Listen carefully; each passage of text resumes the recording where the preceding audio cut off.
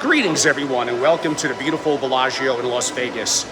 I'm going to call this one macro shock therapy. We're not in a cycle. We're in what feels like a systemic failure. Let me open with a question. What sectors are most vulnerable right now?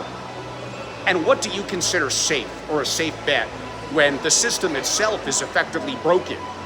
Because what we're seeing isn't really volatility. It's honestly the consequences, decade after decade, especially here in the US, of bad decisions. So let's go back. Oh my God, 1997, leverage and derivatives almost tanked the system with long-term capital management. 2000, the dot-com goes vertical, then vaporizes. 2001, of course, 9/11. Chaos really hit homes. It hit home here in the US, markets tumble in fear. 2003, don't forget the euro banks wavering at our challenge with leverage yet again. It always seems to come down to leverage. And speaking of that, 2008, subprime fraud cover-ups, entire financial sector.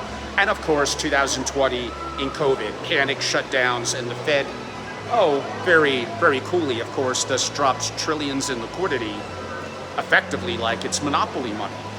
So you need to really think. You need to ask yourself, what exactly have we learned? Because we still have a highly over-leveraged system. A central bank addicted, I would say, to stimulus, and a government, maybe some things are changing, we'll see, but a government here in relatively early 2025 that still looks to borrow and maybe, I would argue, fund dysfunction. And global adversaries who are no longer just watching, they're acting. So I think we need to take a little deeper look. And as family offices, I've always had an interest in macro, economics, and investing.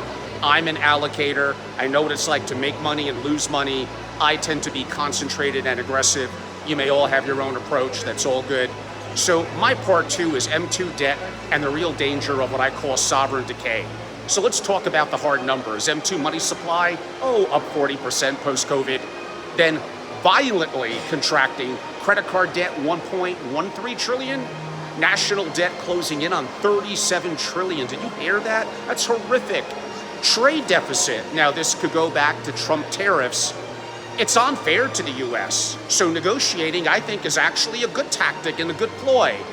We could debate some of the nuances of execution, and we'll see how it plays out. But the trade deficit is obscene, and we're importing inflation. And what has been DC's answer is more spending, more debt, more dependency. And again, maybe some things are changing. So back now to tariffs, and I support protecting American workers. But we gotta be careful. Slapping tariffs without a real economic strategy is just noise. Or is it actually a strategy? And we'll see how some of this may play out. China, they're not slowing down. They're building what I would say in hard assets, rare earth supply chains, energy dominance, AI superiority, or so they think. It's close, but we shall see. And we're arguing, what about pronouns and pretending inflation is cooling? What happens when they stop buying treasuries? What happens when we can't roll our debt without bribing markets with higher yields? We've become dependent, and the dependency is the death of sovereignty. And the fact that we don't manufacture and we don't build, that's another major problem. So part three, the dollar, maybe I could argue the lie of cash, and kind of where to run.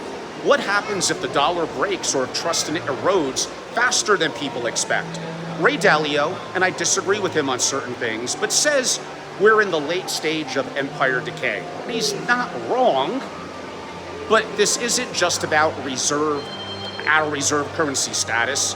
It's about belief. If trust goes, then value goes. Gold is at all-time highs. Bitcoin's rising because it's decentralized outside the system. Real estate might hold, but only if it cash flows and location, and isn't over-levered. So you got to think about a couple of things here as an allocator, an investor, and family office. If the dollar weakens, do you really want to be sitting in fiat cash? If the market cracks, do you want 70%, many of you 90%, to be only in public and US stocks? Or are you preparing to move into real assets, things that no government can print? I've been active in physical gold and art, decentralized Bitcoin, private companies around the world. Does it complicate my life? Yes. But does it give me some protections? I think so. Are you prepared? And of course, cash and liquidity and other forms of liquidity outside of the US currency, the dollar. Are you prepared to move into real assets and again, other things that governments aren't printing? 4, maybe I'll call this a call to action. Are you positioned or praying? Because let's get brutally honest. You got 12 to 18 months before something cracks, maybe less. Are you diversified or diluted? Are you positioned or just hoping the Fed does another bailout again? So you need to ask if you could, how about this? If you could only hold 3 assets through the next reset, and I gotta have David Hunter back on my program, he's great at this, what would they be? He's a well-known macro strategist. The families I work with are already moving into some of the things I mentioned. Also into AI infrastructure that they own, into jurisdictional fluidity and options to protect their sovereignty, into cash flowing assets, businesses, real operating companies, into privacy, hard money, and other asymmetrical bets. Because they're not waiting for some politician to save them. They're actually building systems that protect liberty, capital, and control. And I know I'm going a little long in this one and doing it with a lot of passion, maybe more wrong than right, but I want you to think about these things. I just don't see people in my role in the family office world as somewhat deeper thinkers geopolitically, economically, and investing, really talking about these things. So the final word, this isn't about playing defense anymore. It's about building something that can survive the next decade of chaos, because it is coming. SFO Continuity, my private membership community, wasn't designed for comfort. It's designed for families who refuse to be pawns in a, what I would define as a rigged system. The future belongs to those who prepare privately while the public is still debating what's fair. Life isn't fair. The world as we know it and how most family offices built, it's no longer there. It's totally different. Let's get to work. Join my SFO Continuity. That's my private membership community for upwards of 100 incredible families and family offices. We're halfway there. It's 2025. We got the pedal to the metal this spring and summer. I'm hosting events, often intimate and very unique, built around peer-to-peer and incredibly deep intellectual insight, debating, arguing, if you want to use that word, ideas. I'm putting my money where my mouth is. I'm an allocator, public and private markets. I have activities in Bitcoin and gold and private companies. And yes, many of you know I'm very active in AI in public and private companies. And the AI future is here now, which is why my family office based out of Wyoming restructured just in the last couple of weeks and still evolving as a true AI-centric family office. And with NVIDIA's DGX Spark coming out this summer, holy shit, the AI supercomputer is gonna be in our hands for a couple of $1,000s. And implementing AI agents and how to structure it, and we're sharing and learning together as families. I mean, come on, how could you not be a part of this?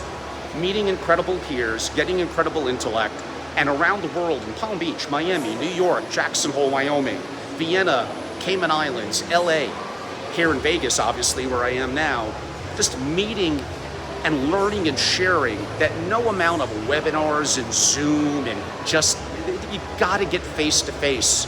You gotta break bread with me, with peers, with others, and have these hard conversations. Again, I'm gonna say it for the last time, the future belongs to those who prepare privately while the public still debates like what's fair. Come on, we gotta get to work. So go to angelorobles.com, go to membership and join. Don't overthink about it. We're incredibly active this spring and summer. There's no time off. Let's do it. Be a part of it. My direct number, if you wanted to text me anytime, is 203-570-2898. Thank you, everyone. I'm going to enjoy a little bit of the beautiful Bellagio, catch up with my son. He's 21. We're both pretty good in poker. So we're going to have a good time. Thank you all so much. Bye-bye.